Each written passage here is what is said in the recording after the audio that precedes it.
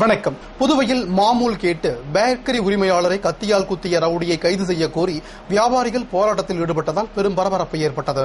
Puduvai rainbow நகர் பிரதான சாலையில் bakery நடத்தி வரும் குணசேகரன் கடைக்கு நேற்று முன்தினம் வியாழனன்று 2 பேர் வந்து இனிப்பு மற்றும் காரங்களை வாங்கிக் கொண்டு உரிமையாளர் பணம் கேட்டபோது ரவுடி மொந்தசங்கர் வாங்கி வர சொன்னதாகவும் இதற்கு பணம் தர முடியாது என்று கூறியுள்ளனர்.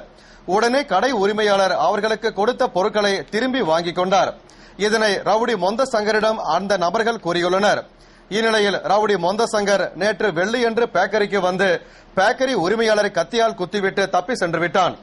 இச்சம்பவத்தை கண்டித்தும் ரவுடி மொந்தசங்கரை கைது செய்ய வலியுறுத்தியும் அப்பகுதியை சேர்ந்த வியாபாரிகள் கடையை மூடிவிட்டு ஆர்ப்பாட்டத்தில் ஈடுபட்டனர். அவர்களுக்கு ஆதரவாக முன்னாள் முதலமைச்சர் வைத்தியலிங்கம், பாரதிய ஜனதா கட்சி மாநில செயலாளர் சாமிநாதன் உள்ளிட்ட அரசியல் பிரமுகர்கள் போராட்டத்தில் ஈடுபட்டனர். மேலும் வர்த்தக சபை தலைவர் செண்பகராஜன், முன்னாள் தலைவர் சிவசங்கரன் உள்பட பலரும் போராட்டத்தில் ஈடுபட்டனர். இத்தகவல் அறிந்து சம்பவ இடத்திற்கு வந்த எஸ்பி ராமராஜு, இன்ஸ்பெக்டர் அங்கப்பன் ஆகியோர் போராட்டம் நடத்தியவர்களிடம் பேச்சுவார்த்தை நடத்தினர். மேலும் எஸ்எஸ்பி பர்வேஸ் அகமது வந்து ரவுடியை கைது செய்வதாக உறுதியளித்தார். அதனைத் தொடர்ந்து அவர்கள் போராட்டத்தை கைவிட்டனர். இந்நிலையில் எஸ்பி தலைமையிலான போலீசார் ரவுடி மொந்தசங்கர், அவனது கூட்டாளிகளான சந்துரு, முத்தியால்பேட்டை ரகு ஆகியோரை நள்ளிரவில் கைது செய்தனர். புதுவை ஜிப்மர் கலையரங்கில் நடைபெற்ற கருத்தரங்கில் முதலமைச்சர் ரங்கசாமி பங்கேற்று மருத்துவத்தில் சாதனை புரிந்தவர்களுக்கு வாழ்நாள் சாதனையாளர் விருதினை வழங்கி பாராட்டினார். புதுவை ஜிப்மர் மருத்துவமனை கலையரங்கில் அனஸ்தியாலஜி துறை சார்பில் பான்சியா 2013 என்ற தலைப்பில் கருத்தரங்கம் நடைபெற்றது. விழா ஒருங்கிணைப்பு குழு தலைவர் பேராசிரியர் அசோக் எஸ் பதே வரவேற்று பேசிய நிகழ்ச்சியில் ஜிப்மர் இயக்குநர் டாக்டர் ரவிக்குமார் குத்துவிளக்கேற்றி விழாவினை துவக்கி வைத்தார். தொடர்ந்து இந்தியன் சொசைட்டி அனஸ்தியாலஜிஸ்ட் தலைவர் டாக்டர் பிரபாகர் சிறப்பு விருந்தினர்களை அறிமுகம் செய்து வைத்து அறிமுக உரையாற்றினார். பின்னர் தேசிய செயலாளர் டாக்டர் பிரமேஸ்வர், மூத்த ஆலோசக பேராசிரியர் ஜெயக்குமார், புதுவை இணைத் தலைவர் டாக்டர் எழிலரசு ஆகியோர் வாழ்த்துரை வழங்கிய விழாவில் சிறப்பு விருந்தினராக முதல்வர் ரங்கசாமி கலந்து கொண்டு விழா மலரை வெளியிட்டு மருத்துவத்தில் சாதனை புரிந்த மருத்துவர்களுக்கு வாழ்நாள் சாதனையாளர் விருதினை வழங்கி பாராட்டி பேசுகையில், தென்னிந்தியாவின் அனைத்து மாநிலங்களையும் ஒருங்கிணைத்து நடைபெறும் மயக்கவியல் துறை கருத்தரங்கு ஜிப்மர் மருத்துவமனையில் புதுவை அரசு மருத்துவக் கல்லூரியுடன் இணைந்து நடத்துவது பெருமை அளிப்பதாக கூறினார்.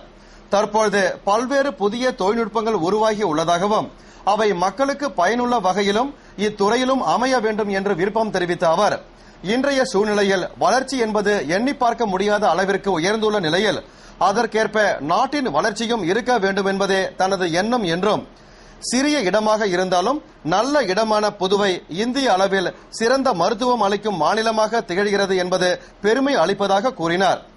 அதேபோன்று 12 லட்சம் மக்கள் வசிக்கக்கூடிய புதுவையில் 7 மருத்துவக் கல்லூரி மற்றும் மருத்துவமனைகள் உள்ள நிலையில் அவற்றில் ஜிப்மர் மருத்துவமனை இருப்பது புதுவைக்கு பெருமை அளிக்கக்கூடியது என்றும், இங்கு கடந்த ஆண்டு நடைபெற்ற கருத்தரங்கில் பங்கேற்ற வல்லுநர்களை காட்டிலும் தற்பொழுது 3 மடங்கு வல்லுநர்கள் பங்கேற்றுள்ளதால் பயிற்சியாளர்கள் இக்கருத்தரங்கை பயன்படுத்திக் கொள்ள வேண்டும் என அறிவுறுத்திய முதல்வர் ரங்கசாமி, இக்கருத்தரங்கு நிச்சயம் அவர்களுக்கு பயனுள்ளதாக அமையும் என்று தான் நம்புவதாகவும், இதில் மக்களுக்கு பயனுள்ள கருத்துக்கள் வெளிவர வேண்டும் என்றும் கேட்டுக்கொண்டார்.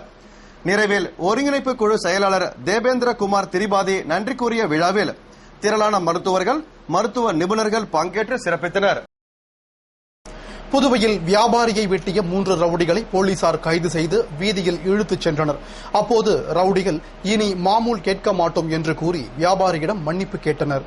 புதுவை ரெயின்போ நகர் பிரதான சாலையில் பேக்கரி கடை உரிமையாளரை மாமூல் கேட்டு மிரட்டி அரிவாளால் வெட்டி கொலை மிரட்டல் விடுத்து தப்பியோடிய ரவுடி மொந்தசங்கர் மற்றும் அவனது கூட்டாளிகள் சந்துரு, ரகு ஆகிய 3 பேரை தனிப்படை போலீசார் மடக்கி பிடித்து நீதிமன்றத்தில் ஆஜர்படுத்தி சிறையில் அடைத்தனர். அதற்கு முன்னதாக 3 ரவுடிகளையும் பொதுமக்கள் அடையாளம் காணும் வகையில் வெங்கடா நகர் சாலையில் போலீசார் இழுத்துச் சென்றனர். அப்போது ரவுடிகள் வியாபாரிகளை பார்த்து கைவிலங்குடன் கும்பிட்டு இனி மாமூல் கேட்க மாட்டோம் என்றனர். மேலும் தாக்குதல் நடத்திய பேக்கரி உரிமையாளரிடம் மன்னிப்பு கேட்டனர். பிறகு 45 அடி சாலை, காமராஜ் சாலை சந்திப்பு வரை ரவுடிகளை போலீசார் இழுத்துச் சென்றனர். இதனை பார்க்க பொதுமக்கள் திரண்டதால் பெரும் பரபரப்பு ஏற்பட்டது. பிரபல ரவுடி வீரையனின் கூட்டாளியான மொந்தசங்கர் மீது கொலை உள்பட 5 வழக்குகள் நிலுவையில் உள்ளதால் ஏற்கனவே குண்டர் சட்டத்தில் சிறையில் இருந்து பின்னர் உயர்நீதிமன்றத்தில் வழக்கு தள்ளுபடியாகி விடுதலையானான். தற்போது மீண்டும் அவன் மீது குண்டர் சட்டத்தில் நடவடிக்கை எடுக்க பெரியகடை போலீசார் நடவடிக்கை மேற்கொண்டுள்ளனர். மேலும் 144 தடை உத்தரவு கேட்டு மாவட்ட நிர்வாகத்திடம் முறையிட உள்ளனர். புதுவை வனத்துறையில் பாதுகாக்கப்படும் முள்ளம்பன்றி குட்டி ஈன்றது. குட்டியை தாய் முள்ளம்பன்றி அரவணைத்து பாசத்துடன் கவனித்து வருகிறது. புதுவை வனத்துறையில் அடிப்பட்ட நிலையில் மீட்கப்பட்ட மான்கள், குரங்குகள், பாம்புகள், ஆமைகள் உள்ளிட்ட பல்வேறு வன விலங்குகள் பராமரிக்கப்பட்டு வருகின்றன. மேலும் இங்கு மாஹி பகுதியில் மீட்கப்பட்ட 10 வயதான பெண் முள்ளம்பன்றி கடந்த 5 ஆண்டுகளாக பராமரிக்கப்பட்டு வந்த நிலையில் வில்லியனூர் பகுதியில் மீட்கப்பட்ட ஆண் முள்ளம்பன்றி சமீபத்தில் வனத்துறைக்கு கொண்டுவரப்பட்டு 2 முள்ளம்பன்றிகளும் ஒரே கூண்டில் ஜோடியாக அடைக்கப்பட்டன.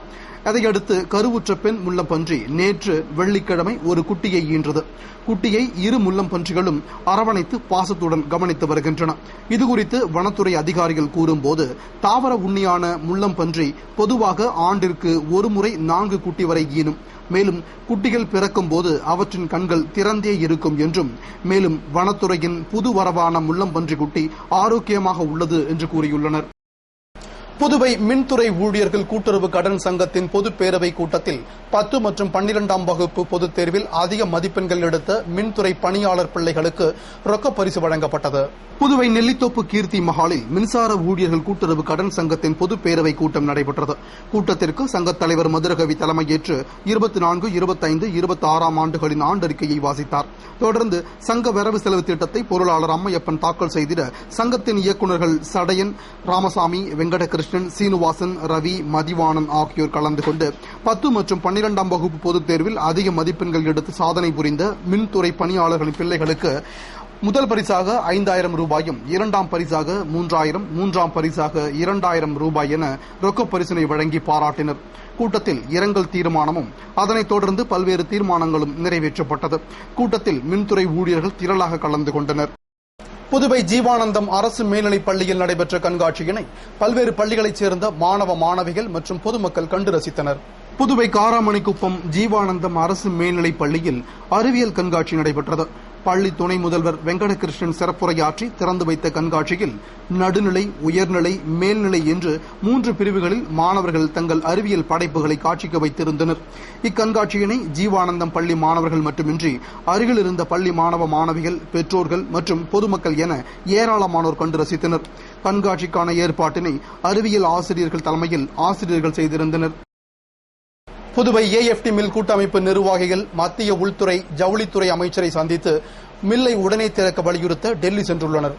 புதுவை AFT மில் தானே புயலுக்கு பின்னர் மூடப்பட்டு பின் இயங்கிய நிலையில் சில மாதங்களுக்கு பின்னர் நிதி நெருக்கடி காரணமாக முற்றிலுமாக மூடப்பட்டது. மேலும் அங்கு பணிபுரிந்த தொழிலாளர்களுக்கு பல மாதங்களாக ஊதியம் வழங்கப்படாததால் தொழிலாளர்கள் பல கட்ட போராட்டங்களை நடத்தி வருகின்றனர். இதனிடையே AFT மில்லை புனரமைக்க மத்திய அரசிடம் 500 கோடி ரூபாய் நிதி கேட்க வெள்ளை அறிக்கையை மில் தலைவர் பாலன் வெளியிட்டார். இதனிடையே தொழிலாளர்கள் மத்திய இணையமைச்சர் நாராயணசாமியை சந்தித்து மில்லை இயக்க நடவடிக்கை எடுக்கும்படி கேட்டுக் கொண்டதால் மத்திய குழுவினர் கடந்த ஜூன் மாதம் AFT மில்லை பார்வையிட்டு ஆய்வு செய்து மில்லின் குறைபாடுகள் குறித்து அதிகாரிகளிடம் கேட்டறிந்து அறிக்கை தயார் செய்து மத்திய ஜவுளித்துறையிடம் சமர்ப்பித்தனர். இருப்பினும் மாநில அரசின் பதிலை எதிர்பார்த்துள்ளனர். இந்நிலையில் AFT மில் ஒருங்கிணைந்த தொழிலாளர்கள் கூட்டமைப்பு நிர்வாகிகள் 10 பேர் புதுவை பேருந்து நிலையத்திலிருந்து டெல்லி புறப்பட்டு சென்றுள்ளனர். அங்கு வரும் 26 மற்றும் 27 ஆகிய தேதிகளில் மத்திய இணையமைச்சர் நாராயணசாமி உதவியுடன் மத்திய உள்துறை அமைச்சர் சுஷில்குமார் ஷிண்டே, ஜவுளித்துறை அமைச்சர் சதாசிவராவ் ஆகியோரை சந்தித்து மில்லுக்கு நிதி ஒதுக்கி உடனடியாக மில்லை இயக்க நடவடிக்கை எடுக்கும்படி வலியுறுத்த உள்ளனர். புதுவை பத்திரிகையாளர் சங்கத்தினர் மும்பையில் பெண் பத்திரிகையாளர் பாலியல் பலாத்காரம் செய்யப்பட்டதற்கு கண்டனம் தெரிவித்து தலைமை தபால் நிலையம் முன்பு ஆர்ப்பாட்டத்தில் ஈடுபட்டனர். மும்பையிலிருந்து வெளிவரும் மாத பத்திரிகை ஒன்றில் புகைப்படதாரராக பணியாற்றிய பெண் ஒருவர் கடந்த 22ஆம் தேதி 5 பேர் கொண்ட கும்பலால் பாலியல் பலாத்காரம் செய்யப்பட்டார்.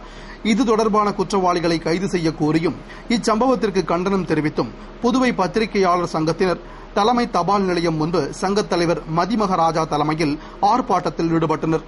பொதுச் செயலாளர் தயாளன், துணைத் தலைவர்கள் பழனிராஜா, சரவணன், செயலாளர்கள் ரமேஷ், பரத்வாஜ், வடிவேலு, பொருளாளர் கன்னிராஜா, தேசிய குழு உறுப்பினர்கள் தணிகை தம்பி, துரைசாமி, பழனிசாமி, செயற்குழு உறுப்பினர் முத்துலிங்கம், சதீஷ், பாபு, ராஜேந்திரன் ஆகியோர் முன்னிலையில் நடைபெற்ற ஆர்ப்பாட்டத்தில் புதுவை பத்திரிகையாளர்கள் அனைவரும் கலந்து கொண்டு கண்டன முழக்கமிட்டனர். நிலுவைத் தொகையை கேட்டு சர்க்கரை ஆலை கதவுகளை மூடி விவசாயிகள் கண்டன ஆர்ப்பாட்டத்தில் ஈடுபட்டதால் பெரும் பரபரப்பு ஏற்பட்டது. புதுவை லிங்காரெட்டிப்பாளையம் கூட்டுறவு சர்க்கரை ஆலையில் கடந்த ஆண்டு ஆலைக்கு அனுப்பிய கரும்புக்கு நிலுவைத் தொகை 6,50,00,000 ரூபாயை விவசாயிகளுக்கு வழங்கப்படாததை கண்டித்து 100க்கும் மேற்பட்ட விவசாயிகள் சர்க்கரை ஆலை அலுவலக கதவுகளை இழுத்து மூடி கோஷமிட்டு ஆர்ப்பாட்டம் செய்தனர்.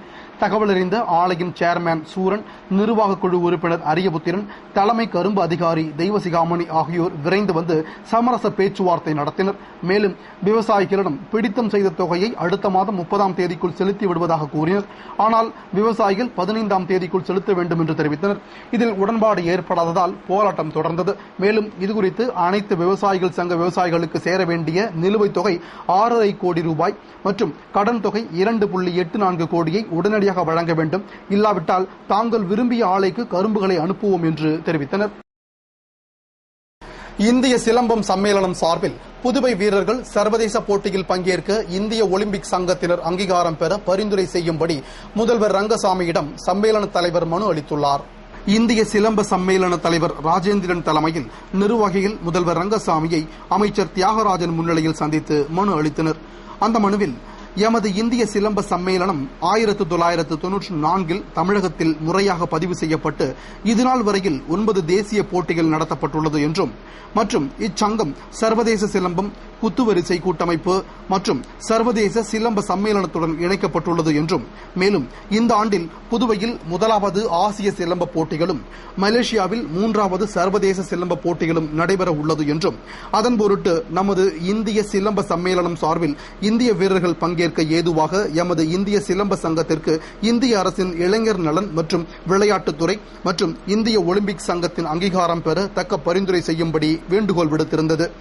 இந்நிகழ்ச்சியின் போது சம்மேளன நிர்வாகிகள், துணைத் தலைவர் சந்திரசேகரன், மண்டல செயலாளர் காசிநாதன் உள்ளிட்ட பலர் உடனிருந்தனர். ரவுடிகள் அராஜகத்தை கண்டித்து புதுவையில் வரும் 27ஆம் தேதி கடையடைப்பு போராட்டம் நடத்துவதாக வியாபாரிகள் ஆலோசனை கூட்டத்தில் தீர்மானிக்கப்பட்டது. ஆன்மீக நகரம், அமைதியான இருப்பிடம் என்ற பெருமைக்குரிய புதுவையில் தொழிலதிபர்கள் மற்றும் வியாபாரிகளை ரவுடிகள் மிரட்டி மாமூல் வசூலிப்பது, தர மறுத்தால் கொடூர தாக்குதல் நடத்தி வருகின்றனர். அதேபோன்று பேக்கரி கடை உரிமையாளர் ரவுடியால் தாக்கப்பட்ட சம்பவம் புதுவையில் பெரும் பரபரப்பை ஏற்படுத்தியுள்ள நிலையில் இன்று சனிக்கிழமை அனைத்து வியாபாரிகள் சங்க கூட்டமைப்பு சார்பில் ஆலோசனை கூட்டம் மகாராஜா மஹாலில் நடைபெற்றது. புதுவை வியாபாரிகள் கூட்டமைப்பு நிர்வாகிகள் சிவசங்கர், பாலு, பெரிய மார்க்கெட் வியாபாரிகள் சங்க நிர்வாகிகள் சதா, சுந்தர், முதலியார்பேட்டை வியாபாரிகள் சங்க ஜோதிகுமார், செல்வம், முத்தியால்பேட்டை வியாபாரிகள் மற்றும் எலக்ட்ரிக்கல் டீலர் சங்கம், மக்கள் நாடி அமைப்பு உள்ளிட்ட 55 சங்கங்களைச் சேர்ந்த நிர்வாகிகள், 20க்கும் மேற்பட்ட நலவாழ்வு சங்கத்தினர் கலந்து கொண்ட கூட்டத்தில் ரவுடிகளாலும் சமூக விரோதிகளாலும் புதுவையில் அச்சுறுத்தல் அதிகரித்து வருவதால் வியாபாரிகள் கடுமையாக பாதிக்கப்பட்டுள்ளனர். பொதுமக்கள், குறிப்பாக பெண்கள் வெளியே வர முடியாத நிலை உள்ளது. எனவே இவர்களின் பாதுகாப்பை உறுதி செய்யும் வகையில் அரசு ரவுடிகளை ஒடுக்க வேண்டும், குண்டர் தடுப்புச் சட்டத்தை தீவிரமாக அமல்படுத்த வேண்டும்.